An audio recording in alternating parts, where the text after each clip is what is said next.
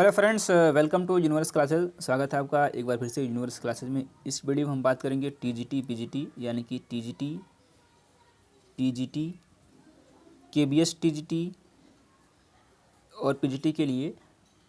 इसके साथ साथ यूपी एलटी ग्रेड की वैकेंसी के लिए जो आने वाली है उसके लिए हम भूगोल की प्रैक्टिस सेशन की जो कि रोज़ होती है और आप लोग इसको काफ़ी पसंद भी कर रहे हैं। तो इसी कड़ी में आज हम बढ़ते हैं आगे और बात करते हैं अपने नेक्स्ट प्रैक्टिस सेट की। तो चलिए शुरुआत करते हैं इस सेशन की। काफ़ी महत्वपूर्ण सेशन है, इसको मिस बिल्कुल मत करिए और जहाँ तक हो सके प्रैक्टिस ज़्यादा से ज़्यादा करिए, जिससे कि सिलेक्शन के चांसेस ज़्यादा हो जाते हैं। चलिए शुरुआत करते हैं पहले क्वेश्चन की। पहला क्वेश्चन लेते हैं, निम्नलिखित पर्वतों में से किसका निर्माण एक महासागरीय और एक महादेशीय पट्टिका के अभिसरण से हुआ है? यूराल, आल्प्स, इंडीज या फिर अपलेशियन। तो किसका निर्माण हुआ है? यह हुआ है इंडीज पर्वत का निर्माण, यानी कि सी ऑप्शन करेक्ट है। और इसका जो निर्माण है प्रशांत महासागरीय प्लेट तथा दक्षिण अमेरिकी महाद्वीपीय प्लेट के अभिसरण से ही हुआ है। तो इस तरह से सी ऑप्शन इसका करेक्ट हो जाएगा। सबसे गहरी नदी घाटी पाई जाती है भागीरथी एवं अलकनंदा में, मंदाकिनी एवं अलकनंदा में, नर्मदा एवं ताप्ती में, यमुना एवं चंबल में। तो सबसे गहरी घाटी कहाँ पाई जाती है? भागीरथी एवं अलकनंदा में, यानी कि ऑप्शन नंबर ए इसका सही है। अगले क्वेश्चन पे आते हैं और उम्मीद करते हैं कि आपको यह सेशन पसंद आ रहा होगा। सेशन यदि पसंद आ रहा हो तो वीडियो को लाइक जरूर कर लीजिए और चैनल को सब्सक्राइब कर लीजिए। चलिए अगला क्वेश्चन लेते हैं।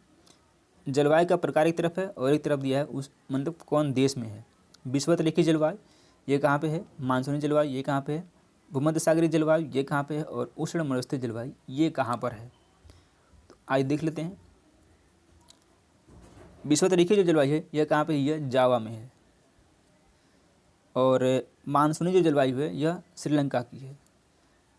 भूमध्य सागरीय साइप्रस की है और उष्ण मरुस्थलीय यह नामीबिया की है। तो इस तरह से ए का 4, बी का 2, ए का 4, बी का 2, सी का 3 और डी का 1, यानी कि ऑप्शन नंबर ए करेक्ट हो जाएगा, सी करेक्ट हो जाएगा।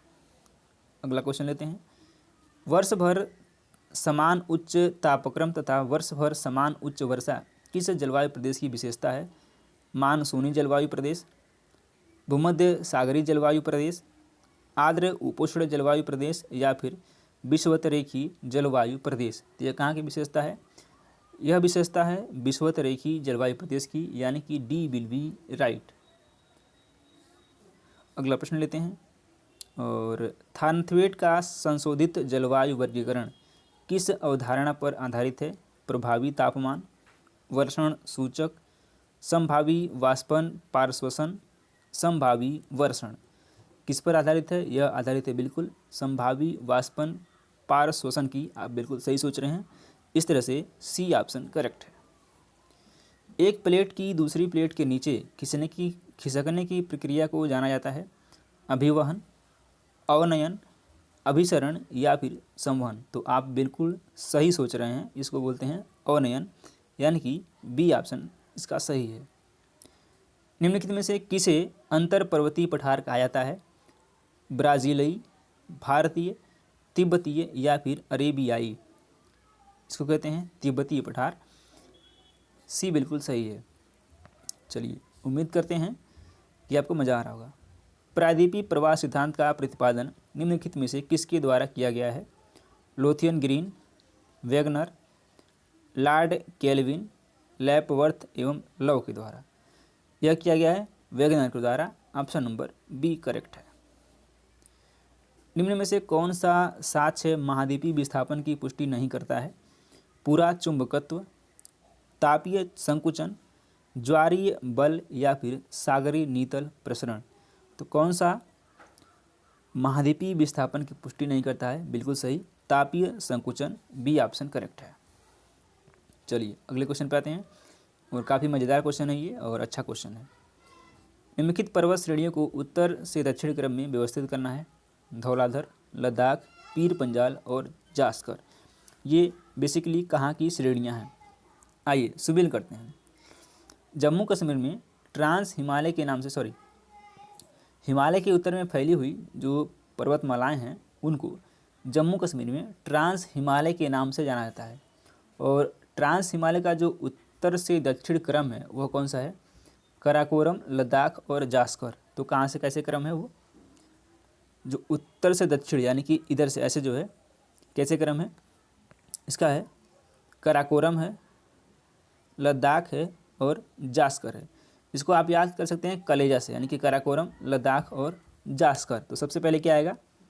सबसे पहले कराकोरम आएगा, फिर लद्दाख आएगा, फिर जास्कर आएगा। तो कराकोरम, लद्दाख और जास्कर। तो इसमें कराकोरम है नहीं, तो लद्दाख आएगा और जास्कर, यानी कि 2 में है। अब एक बात फंस रही है, पीर पंजाल और जो धौलाधर चोटियाँ हैं यह मध्य हिमालय के पश्चिमी भाग में है, ठीक है ना। तो जब ये मध्य हिमालय के पश्चिमी भाग में है तो क्या हो जाएगा? ये पीर पंजाल आएगा, उसके बाद आएगा जास्कर। तो यानी कि 2 4 3 1, ठीक है। Karakoram, Ladakh, Zanskar, 2 4 3 1, option number C correct हो जाएगा। निम्नलिखित में से कौन सा युग्म सुमेलित है? Black Forest Germany, Pennines France, Sierra Nevada Canada, Vosges Italy. कौन सी पर्वत श्रृंखला इसमें से सुमेलित है? यह सुमेलित है कौन सा? ए वाला। ब्लैक फॉरेस्ट बिल्कुल जर्मनी में है, जबकि पेनाइन्स कहाँ पे है? यह इंग्लैंड में है, यह इंग्लैंड में है। और सियरा नेवादा कहाँ पे है? यह यूएसए में है। और वासेस कहाँ पे है? ये फ्रांस में है। इसको आप नोट कर सकते हैं। बढ़ते हैं अगले क्वेश्चन पे। शीत प्रदेशों में ऋतु अक्षय का कौन सा प्रकार प्रायः क्रियाशील नहीं रहता है? भौतिक, जैविक, रासायनिक या फिर ये सभी? तो यह कौन सा है? यह जैविक है। अगले क्वेश्चन पे आते हैं। फिर से कूट वाला क्वेश्चन है, एक तरफ दिया राष्ट्रीय पार्क और एक तरफ दिया राज्य। एराविकुलम कहाँ पे है? यह केरल में है।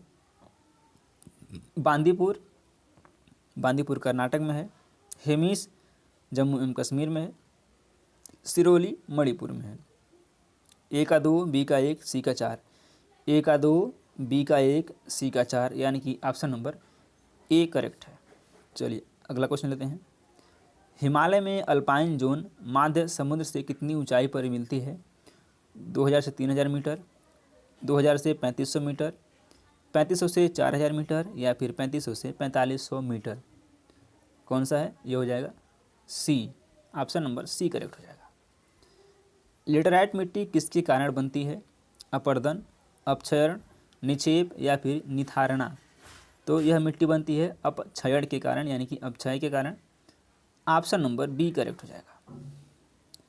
भारत में नहरी सिंचाई की सृजित क्षमता एवं प्रयुक्त क्षमता में पर्याप्त अंतराल है। अंतराल क्यों है? आइए समझते हैं। किसान उदासीन रहते हैं, बड़े पैमाने पर जल प्लावन हो जाता है, नहरों से भारी मात्रा में वाष्पीकरण होता है, नलकूप सिंचाई से प्रतिस्पर्धा रहती है। कौन सा हो जाएगा? इसमें हो जाएगा बी, बड़े पैमाने पर जल प्लावन हो जाता है। तो B will be right. Uttar Pradesh में शीतकालीन वर्षा का संबंध है लौटती मानसून से, तड़ित झांझावत से, समशीतोष्ण चक्रवात से या फिर स्थानीय संवहन से। इसका कैसा संबंध है? लौटती मानसून से इसका संबंध है। तो ए विल बी राइट। अगला क्वेश्चन लेते हैं। कौन सा पत्तन पोत निर्माण से संबंधित है? विशाखापत्तनम, पारादीप, कोच्चि या फिर हल्दिया? यह है Kochi, option number C correct हो जाएगा। गंगा मैदान में पूर्व से पश्चिम वर्षा की वार्षिक मात्रा घटती है क्योंकि उच्चावच में सामान्य वृद्धि होती है, वायु में नमी की मात्रा क्रमशः घटती जाती है, तापमान बढ़ता जाता है, पश्चिम की ओर विक्षोभों की आवर्तिता अधिक होती है। कौन सा करेक्ट होगा? तो वी विल बी राइट हो जाएगा, यानी कि बी वाला ऑप्शन सही हो जाएगा। वायु में नमी की मात्रा क्रमशः घटती जाती है। अगला और लास्ट क्वेश्चन इस सेशन का, जवाहरलाल नेहरू बंदरगाह किस राज्य में स्थित है? मोस्ट इंपॉर्टेंट क्वेश्चन है। गुजरात, महाराष्ट्र, गोवा या फिर आंध्र प्रदेश में? यह कहाँ है? यह महाराष्ट्र में स्थित है। बी ऑप्शन करेक्ट है। चलिए उम्मीद करते हैं सेशन पसंद आएगा। सेशन पसंद आए तो वीडियो को लाइक कर लीजिए और चैनल को सब्सक्राइब करें। धन्यवाद।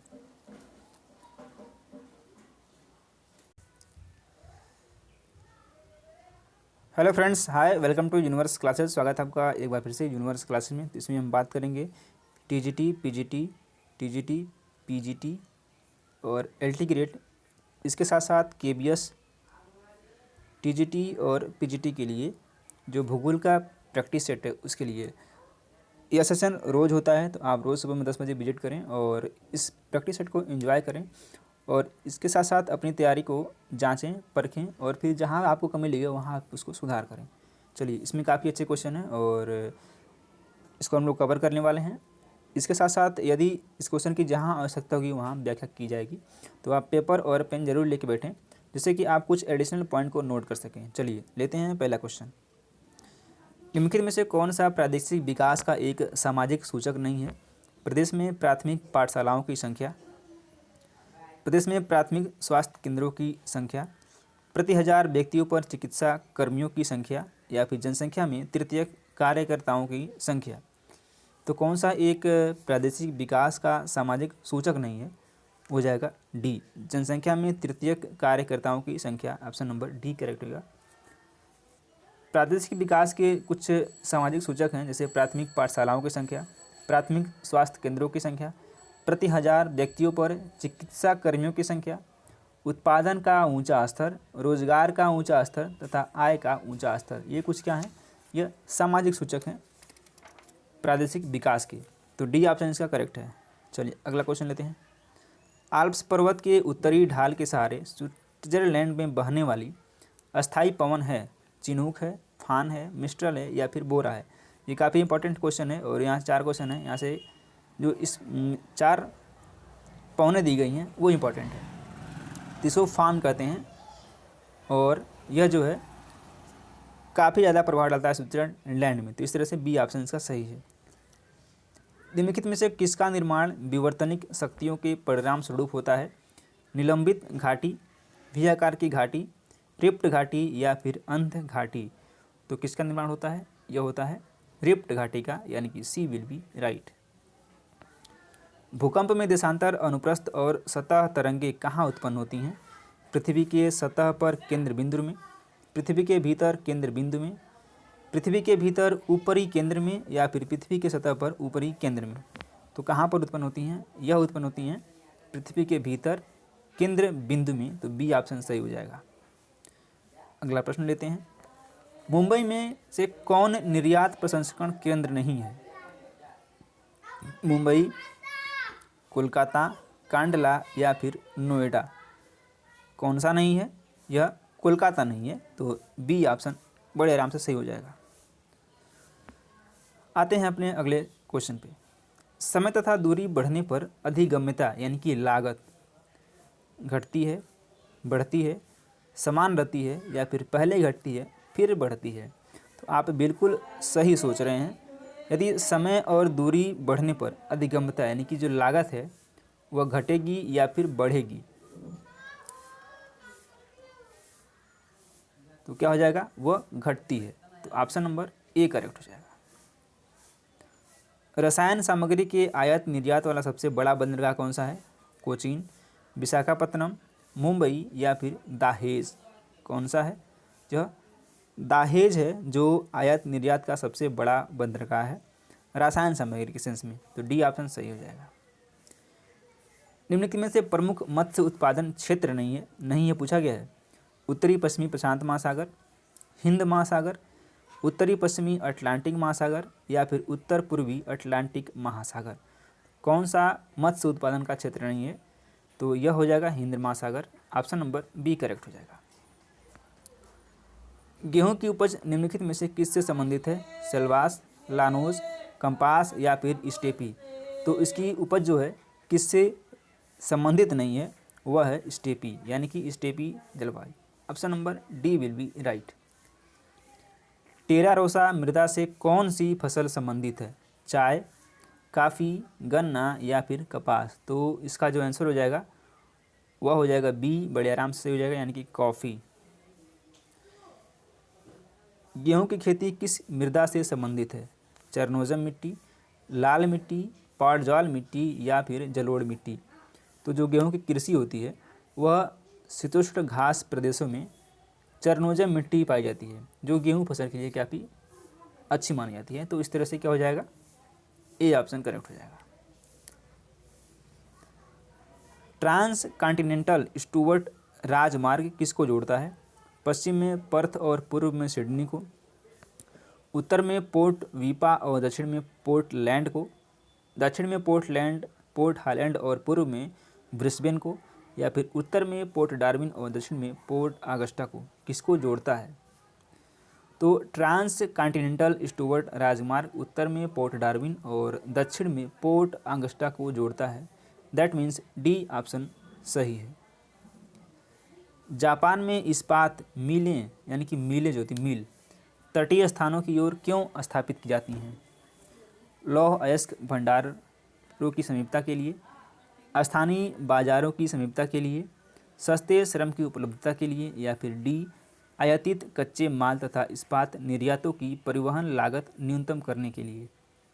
किस लिए की जाती हैं? यह होता है आयातित कच्चे माल तथा इस्पात निर्यातों की परिवहन लागत न्यूनतम करने के लिए। इस तरह से डी ऑप्शन सही हो जाएगा। अगला क्वेश्चन लेते हैं।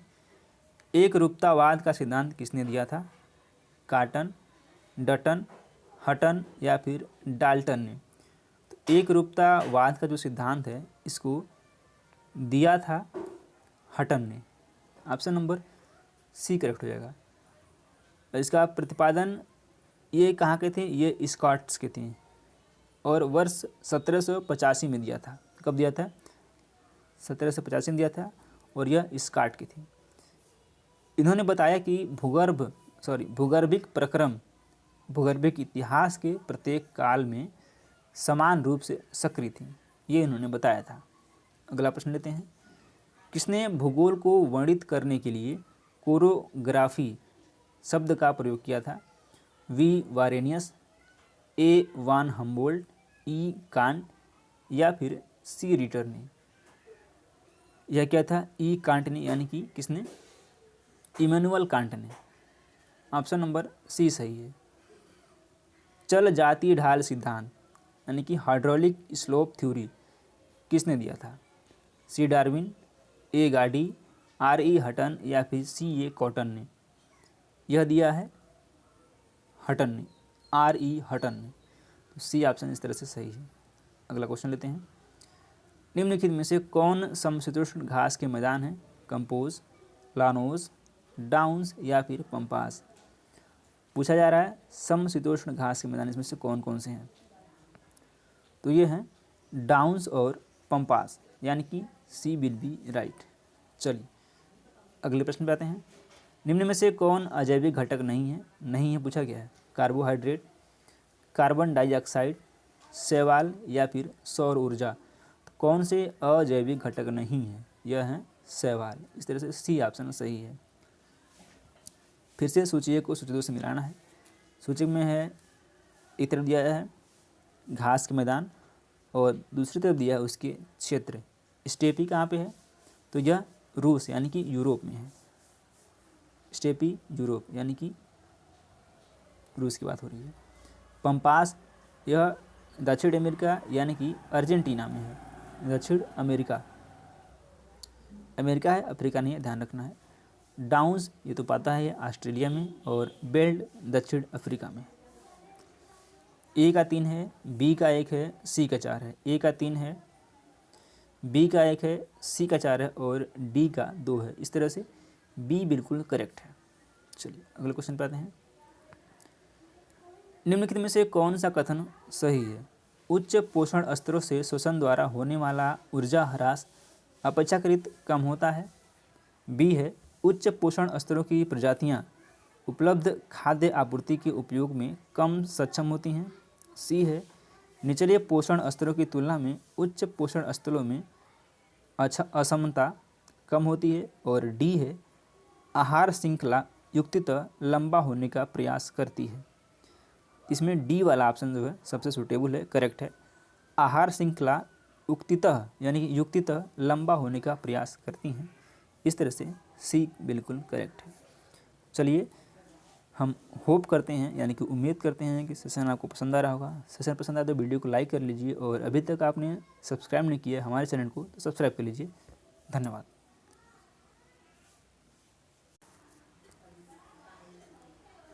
Hello friends, welcome to YouTube channel universe classes. स्वागत है आपका यूनिवर्स क्लासेज में। इस वीडियो में हम बात करेंगे टीजीटी पीजीटी यानी कि टीजीटी पीजीटी, इसके साथ साथ एलटी ग्रेड और केबीएस टीजीटी पीजीटी के लिए भूगोल का जो प्रैक्टिस सेट है उसकी हम बात करेंगे। और यह सेशन जो होता है रोज़ सुबह में 10 बजे होता है, तो आप 10 बजे ज़रूर विजिट करें और इस प्रैक्टिस सेट को सॉल्व करें और यह कोशिश करें कि आप 20 में से 15 प्लस क्वेश्चन सॉल्व कर पा रहे हैं। यदि 15 प्लस क्वेश्चन आप सॉल्व कर पा रहे हैं तो अच्छी स्थिति आपकी है। यदि आप कम कर पा रहे हैं तो आपको प्रैक्टिस और करने की ज़रूरत है। चलिए शुरुआत करेंगे इसमें आज के सेशन की। काफ़ी अच्छे क्वेश्चन हैं। निम्नलिखित में से कौन पारिस्थितिकी तंत्र में स्थिरता को बढ़ावा नहीं देता है? नहीं पूछा गया है, ध्यान रखना है। पारिस्थितिक तंत्र में प्रत्येक तत्व के उत्पादन तथा उपभोग में संतुलन, ऊर्जा के निवेश एवं निर्गम में संतुलन, विभिन्न जैविक भू रासायनिक चक्रों की सुचारू रूप से कार्यशीलता। डी है मानव जनसंख्या वृद्धि हेतु उपयुक्त दशाएं। कौन सा हो जाएगा? तो यह हो जाएगा डी, मानव जनसंख्या वृद्धि हेतु उपयुक्त दशाएं। अगला क्वेश्चन लेते हैं। निम्नलिखित में से कौन सा दक्षिण पश्चिमी मानसून की शुरुआत करता है? एल नीनो, उपोष्णकटिबंधीय पश्चिमी धाराएं, ध्रुवीय अग्र, उष्णकटिबंधीय पूर्वी धाराएं। कौन सा हो जाएगा? यह हो जाएगा उष्णकटिबंधीय पूर्वी धाराएं, जो कि दक्षिण पश्चिमी मानसून की शुरुआत करती हैं। तो ऑप्शन नंबर डी सही है। भारत का दैनिक मौसम मानचित्र नहीं दर्शाता है वायुदाब का वितरण, पवनों की दशा, वर्षा की मात्रा या फिर तापमान। क्या है यह? यह तापमान है। तापमान को यह नहीं दर्शाता है। डी सही है। अर्धरात्रि के सूर्य का देश किसे कहते हैं? इंपॉर्टेंट क्वेश्चन है और यह सभी एग्जामों के लिए है, चाहे आप पीसीएस दे रहे हो, बीपीएससी दे रहे हो या फिर कोई सा भी एग्जाम दे रहे हो, यह क्वेश्चन फैक्चुअल है और इम्पोर्टेंट भी है। जापान, भूटान, नॉर्वे या फिर इटली किसको कहते हैं? इसे कहते हैं नॉर्वे को। जापान को उगते सूर्य का देश कहते हैं। किसको? जापान को। इसको बोलते हैं उगते सूर्य का देश। जबकि नॉर्वे को अर्धरात्रि के सूर्य का देश कहते हैं। और नॉर्वे 66.5 डिग्री उत्तरी अक्षांश यानी कि आर्कटिक वृत्त पर अवस्थित है। अतः यानी कि जो अर्धरात्रि होती है वह क्षितिज पर लाल सूर्य दिख जाता है, जिसके कारण नॉर्वे को यह नाम दिया गया है। तो सी ऑप्शन सही है। हम्बनटोटा बंदरगाह में चीन की भूमिका के कारण किस पड़ोसी देश के साथ भारत के संबंध तनावपूर्ण रहे हैं? बांग्लादेश, पाकिस्तान, मालदीव या फिर श्रीलंका। यह श्रीलंका के रहे हैं। तो ऑप्शन नंबर डी करेक्ट है। ईगर ज्वारी भित्ति का संबंध किस नदी से है? सेंट लॉरेंस नदी, अमेजन नदी, ट्रेंट नदी या फिर सीन नदी। क्या हो जाएगा? यह हो जाएगा ट्रेंट नदी। तो सी ऑप्शन करेक्ट है। निम्नलिखित में से कौन दैनिक पवन तंत्र है? मानसून पवन, स्थल एवं सागर समीर, ध्रुवी पवन या फिर चिनूक पवन। कौन सा है? यह स्थल एवं सागर समीर है। बी ऑप्शन आराम से सही हो जाएगा। अगले प्रश्न पे आते हैं। हम्बोल्ट धारा प्रवाहित होती है दक्षिणी अमेरिका के पश्चिमी तट के सहारे, दक्षिणी अमेरिका के दक्षिणी पश्चिमी तट के सहारे, ऑस्ट्रेलिया के पश्चिमी तट के सहारे या फिर उत्तरी अमेरिका के पश्चिमी तट के सहारे। कैसे होती है यह होती है दक्षिणी अमेरिका के पश्चिमी तट के सहारे। तो बी ये ऑप्शन सही है। अगले क्वेश्चन पे आते हैं। गल्फ स्ट्रीम और क्यूरोसियो धाराएं किस कारण तेजी से उत्तर की ओर बहती हैं? पश्चिमी तीव्रीकरण के कारण, पूर्वी तीव्रीकरण के कारण, उत्तरी तीव्रीकरण के कारण या फिर दक्षिणी तीव्रीकरण के कारण। बहती हैं पश्चिमी तीव्रीकरण के कारण। तो ए वाला जो ऑप्शन है वह सही है। अब बात करते हैं, एक तरफ दिया स्थलाकृति और दूसरी तरफ दिया उसके जो एजेंट हैं। आइए बात कर लेते हैं। तीक्ष्ण कटक जिसको अरेत भी कहते हैं, यह क्या है? एक हिमानी है। पोल्जे क्या है? पोल्जे एक भौम जाल है। यारडंग क्या है? एक पवन है। और गार्ज क्या है? बहता हुआ जल है। ए का 2 हो जाएगा, बी का 3 हो जाएगा, सी का 4 और डी का 1। इस तरह से जो इसका आंसर हो जाएगा वो हो जाएगा ए वाला ऑप्शन, जो आप सोच भी रहे हैं। चलिए अगले क्वेश्चन पे आते हैं। सूची 1 को सूची 2 से मिलाना है और फिर से वही देखिए, डावर क्या होता है, तो डावर एक भृगु क्लिफ है, डावर भृगु क्लिफ है। हडसन मोहाक क्या है, यह नदी घाटी है।